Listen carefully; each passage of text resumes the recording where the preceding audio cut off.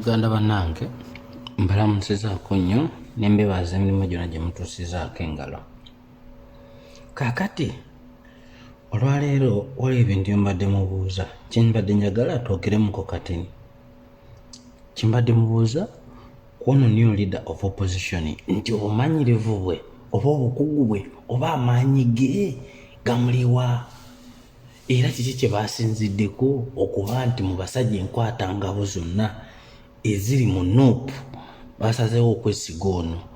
Manyi Omuganda agamba nti obugonvu bw'olujegere ge maanyi oba amaanyi g'olujegere galuli mu bugonvu bwalyo, oba obwomi bw'eryenvu bulibeera mu kugonda, oba obwomi bw'ettooke bulibeera mu bugonvu. Oba bitegeera bingi n'ekikajjo era nakyo kiwuuma nga kigonda. Ekikalu oyinza obutasobola kirya.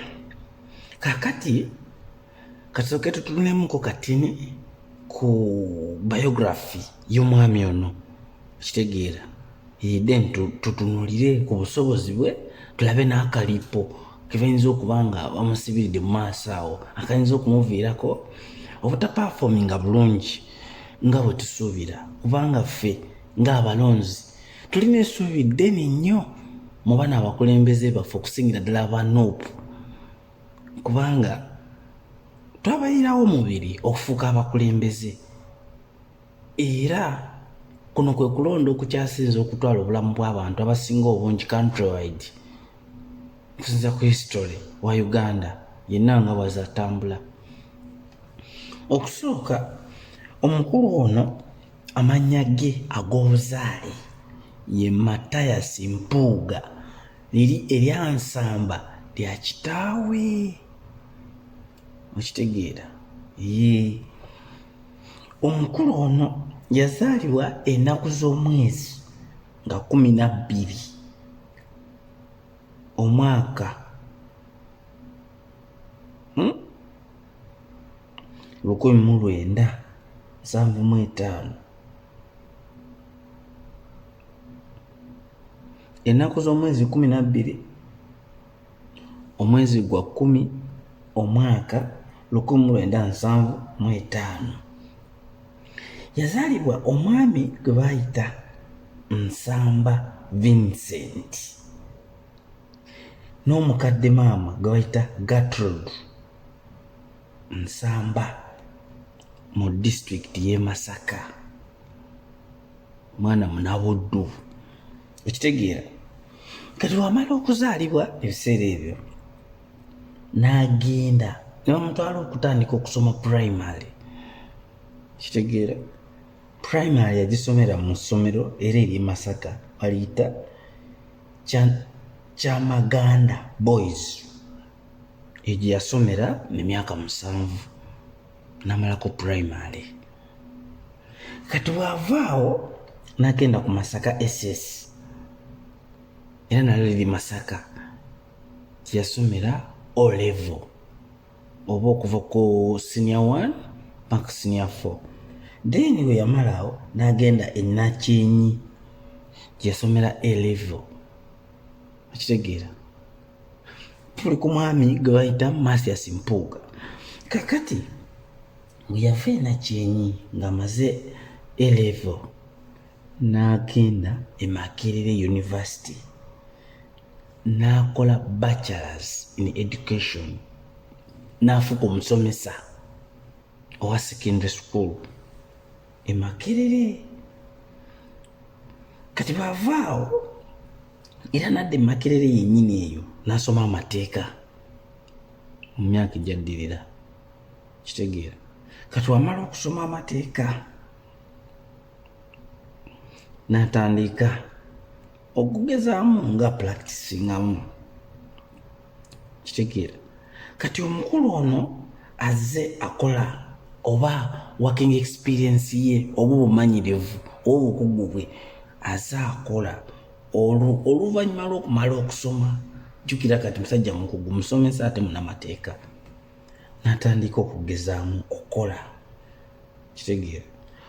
Kuva mu mwaka gwa 1998 okutuuka mu mwaka gwa 2003 yali musomesa ku Uganda Martyrs High School e Lubaga. Jjukira yasoma obusomesa n'akuguka.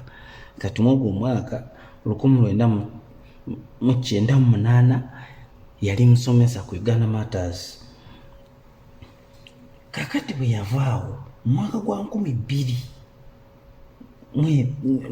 wakati w'omwaka gwa 2000 ne 2022 yali director, ndowooza yakolako essomero kyo kimanyi gye bayita Masaka Town College. Kitegeera? Kati bw'avaawo mwaka gwa 2011 paka mwaka gwa 2004 era yali managing director wa Libro Consultant, anti musajja munamateeka nga yeebuzibwako ku nsonga enkulu. Kakati bwe yamalirizaawo oba ng'akyalimu ebyo, kumanyi ebintu by'ekibuga otega wano otega nawali, bitegeera? Obumanyirivu olwo yali abulina ng'ayagala okubeera nti yeggiramu ebyanyi, era n'abeera managing director wa Datamine Technical Business School, eryo ndowooza mulimanyi mu Kampala omwo, mu mwaka gwa 2003 paka 2011. Omwami ono era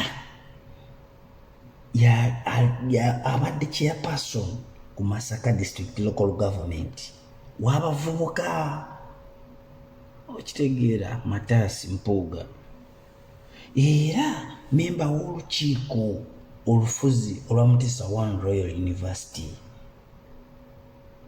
okitegeera. Era omukulu ono yakolako n'emmingo ku lukiiko olw'emmingo. Nno munnange musajja si mutene, era ajja tukolera.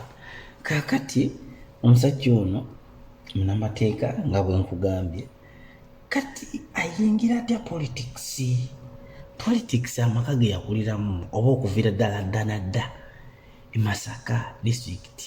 Abasajja Abaganda basajja babadde ba DP, okitegeera.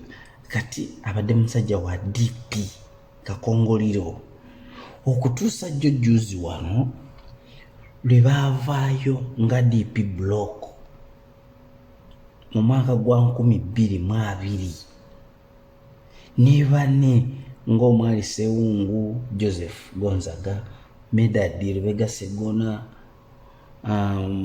Namboze Bakireke, Kasibante, Mwanga Kivumbi, Sewanyana n'abalala ne bajoininga National Unity Platform. Era abadde basaale nnyo okulaba nti abantu balonda mu butuufu era n'okulwanirira ku eddembe ly'abantu, kitegeera. Kaakati okutuuka ssaawa ya leero omukulu ono gwe twogerako, Mathias Mpuuga, ye member of parliament omujjuvu owa Masaka Town, Masaka municipality, kubanga yafuuka municipal Masaka. Era ye new leader of opposition mu parliament ey'ekumi n'emu yalondeddwa secretariat ya NUP. Ebirala tugenda tubibaleetera n'akalipo akamutegiddwa mu maaso awo nako tugenda kwogerako mulundi oguddako. Spike News Uganda nga bulijjo. Subscribe, share and like.